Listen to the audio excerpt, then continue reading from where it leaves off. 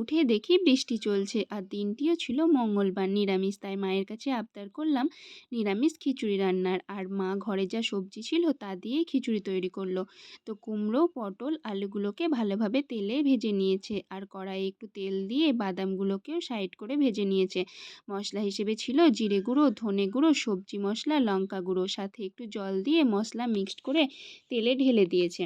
আর দিয়েছে টমেটো, হলুদ, আদা বাটা আর কাঁচা লঙ্কা। নিরামিষ তাই ডাল হিসেবে মুগ, কলাই আর ছোলার ডাল ব্যবহার করেছিল। আর ডালগুলোকে ধুয়ে একসাথে মশলার সাথে কষিয়ে নিয়েছে। এবার হাঁড়ির জল ফুটে উঠলে ওর মধ্যে চাল আর এই ভাজা সবজিগুলো দিয়ে দিয়েছে। এবার স্বাদ মতো চিনি, লবণ দিয়ে নেড়ে নিয়েছে। একেবারে সব কিছু কমপ্লিট হয়ে গেলে তেল, শুকনো লঙ্কা, জিরে ভেজে খিচুড়ির মধ্যে ঢেলে দিয়েছে। খাওয়ার সময় ঘি দিয়ে পরিবেশন করেছে। কেমন লাগলো অবশ্যই জানাবে তোমরা। চলো টাটা।